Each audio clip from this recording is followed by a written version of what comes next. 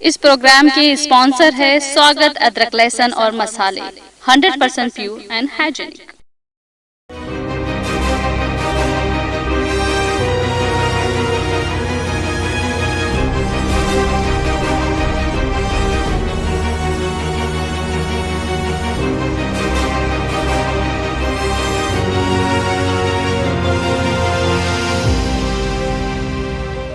अस्सलाम वालेकुम, आदाब। मैं हूं खलील फरहाद। आइए देखते हैं प्रोग्राम टुडे इन हिस्ट्री में आज 26 जनवरी को होने वाले अहम तारीखी वाक़या।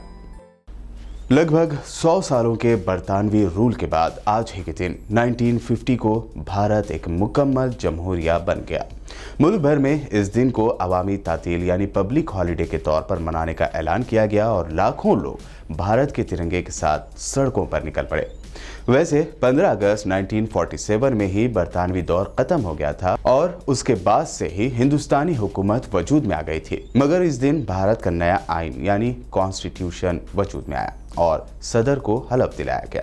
राजधानी दिल्ली में आखिरी गवर्नर जनरल चक्रवर्ती राजगोपालाचारी ने भारत के जमहूरिया से जुड़ने का ऐलान किया। डॉक्टर राजेंद्र प्रसाद ने बतौर सदर हलफ लिया। महात्मा गांधी के आंदोलन में डॉक्टर राजेंद्र प्रसाद का अहम रोल था।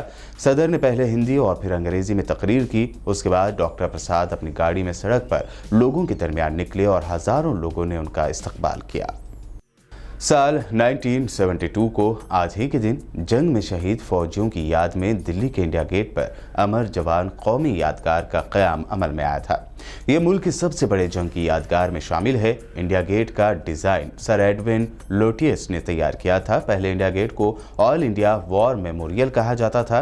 उसको उन 90,000 फौजियों की याद में तामीर किया गया जो फर्स्ट वर्ल्ड वॉर और अफगान वॉर में बरतानी फौज की जानिब से लड़े थे। जब इंडिया गेट बनकर तैयार हुआ तब उसके सामने जॉर्ज फिफ्थ का एक स्टैचू भी लगाया गया था जो बाद में बरतानवी राज के वक्त के दिगर मुजस्सिमों के साथ कोरोनेशन पार्क में लगा दिया गया। अब जॉर्ज फिफ्थ की मूर्ति की जगह पर सिर्फ एक छतरी ही रह गई है। भारत की आज़ादी के बाद इंडिया गेट भारतीय फौज के सिपाहियों के मकबरे की साइट बनकर रह गया है।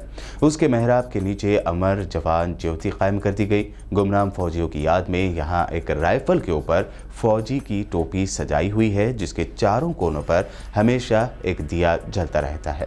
इस अमर जवान ज्योति पर हर साल तीनों फौज के सरबराह वजीर आजम जाकर क़िराज पेश करते हैं। इंडिया गेट की दीवारों पर हजारों शहीद फौजियों के नाम दर्ज किए गए हैं। इंडिया गेट के करीब एक दीगर यादगार अमर जवान ज्योति है जिसे आज़ादी के बाद जोड़ा गया था। यहाँ हमेशा एक आग जलती है जो उन गुमनाम सिपाहियों की याद में है जिन्होंने मुल्क की खिदमत करते हुए अपनी जान कुर्बान कर दी। आज ही के दिन साल 1965 यानी 1965 को हिंदी ज़बान को भारत की सरकारी ज़बान करार दिया गया। हिंदी भारत में बोली जाने वाली एक ज़बान है जिसके माखज़ वही हैं जो उर्दू के हैं, बल्कि हकीकत यह है कि हिंदी उर्दू से निकली। फ़र्क यह है कि हिंदी का झुकाव संस्कृत की तरफ बहुत ज़्यादा है। उसका रस्मुल ख़त देवनागरी या देवनागरी कहलाता है। लफ्ज़ हिंदी उर्दू ज़बान के पुराने नामों में से एक है। इस लफ्ज़ के माने भारतीय या भारत से मुताल्लिक़ है। हिंदी ज़बान 19वीं सदी के शुरुआत में उर्दू से बनाई गई। अंग्रेज़ों की नफ्सियाती पॉलिसी तकसीम करो और हुकूमत करो के तहत उर्दू ज़बान से उर्दू फ़ारसी अल्फाज निकाल कर उनकी जगह संस्कृत के अल्फाज रखने से हिंदी ज़बान वजूद में आई। हिंदी के हरूफ तहजी को अक्षर माला कहते हैं। अमेरिकी सदर बिल क्लिंटन ने आज ही के दिन साल 1998 में 24 साला मोनिका लेविन्स्की के साथ जिनसी ताल्लुकात यानी सेक्सुअल रिलेशन की खबरों को पूरी तरह से मुस्तरद कर दिया। क्लिंटन ने इस बात से भी इनकार किया कि उन्होंने मोनिका को झूठ बोलने के लिए कहा था। मीडिया में यह खबर काफ़ी मशहूर हुई कि मोनिका के साथ 1995 में बिल क्लिंटन के 18 महीनों तक रिलेशन रहे। अमेरिकी सदर ने व्हाइट हाउस में एक प्रेस कॉन्फ्रेंस में इस खबर से पूरी तरह इनकार किया था। क्लिंटन ने कहा था कि मेरे उस खातून यानी मोनिका के साथ जिनसी ताल्लुकात नहीं थे। मैंने कभी किसी को झूठ बोलने के लिए नहीं कहा, एक भी बार नहीं, कभी नहीं।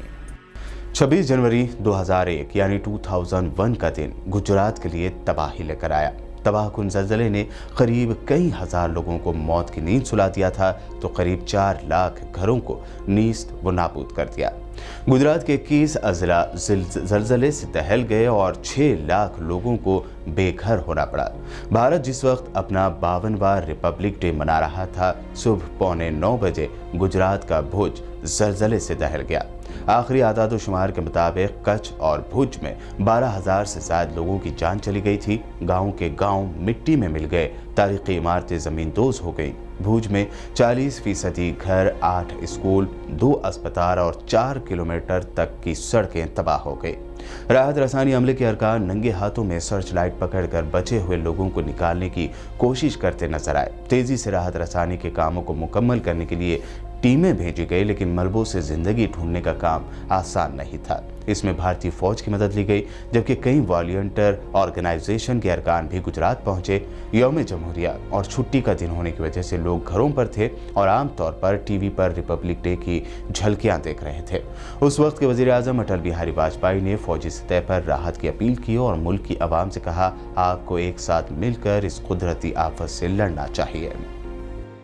प्रोग्राम टुडे इन हिस्ट्री में ये थे 26 जनवरी को होने वाले अहम तारीखी वाक़यात। यूट्यूब पर BBN चैनल को सब्सक्राइब जरूर करें।